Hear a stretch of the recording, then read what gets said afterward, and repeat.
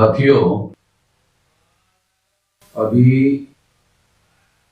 Social media में और electronic media में त्रिपुरा के अंदर बहुत सारी मस्जिदों को तोड़फोड़ करने का और जलाने का किस्सा बड़े पैमाने पर चर्चा में आ रहा है।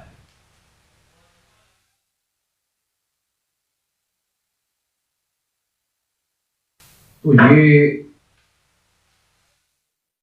बहुत गंभीर बात है।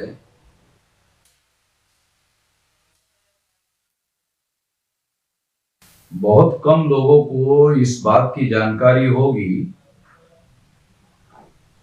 कि त्रिपुरा में अभी बीजेपी की सरकार है।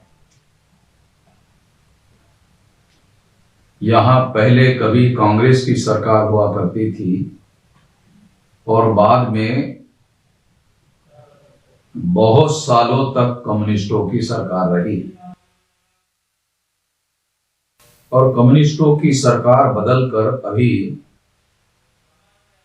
बीजेपी की सरकार आई है।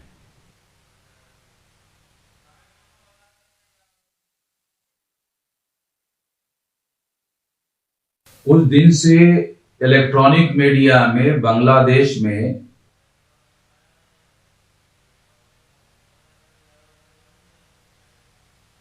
तथाकथित हिंदू लोगों के पंडालों को जलाने का काम वहां के कट्टरपंथी लोग कर रहे हैं। ऐसी खबरें भारत का जो ब्राह्मणवादी मीडिया है बहुत बड़े पैमाने पर उछाल कर दे रहा था।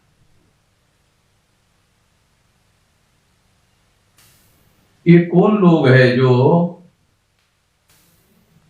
बांग्लादेश में दुर्गा पूजा का काम करते हैं या कर रहे हैं? तो ये ज्यादातर अनुसूचित जाति, जनजाति, पिछड़े वर्ग के लोग हैं। जब भारत का विभाजन हुआ, पाकिस्तान का निर्माण हुआ,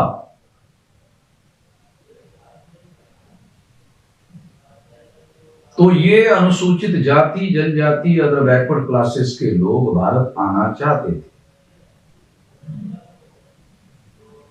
मगर उस समय पंडित जवाहरलाल नेहरू की सरकार ने इन लोगों को आने के लिए किसी प्रकार की सुविधा उपलब्ध नहीं की। और आज के तारीख के जो ब्राह्मण सरकार चलाने वाले लोग हैं वो कह रहे हैं कि वो हिंदू है। चलो थोड़ी देर के लिए मान लिया जाता है कि वो हिंदू है, तो वो लोग जब पार्टीशन के दौरान भारत आना चाहते थे तो उनको आने के लिए इन लोगों ने क्यों मदद नहीं की? बाबा साहब अंबेडकर के द्वारा कोशिश करने के बावजूद भी उनको आने नहीं दिया गया। और जो लोग किसी तरह से अनुसूचित जाति, जनजाति, अदर बैकवर्ड क्लासेस के लोग आए भी, तो उन लोगों को बंगाल के बाहर जंगलों में रहने के लिए उनको मजबूर किया गया।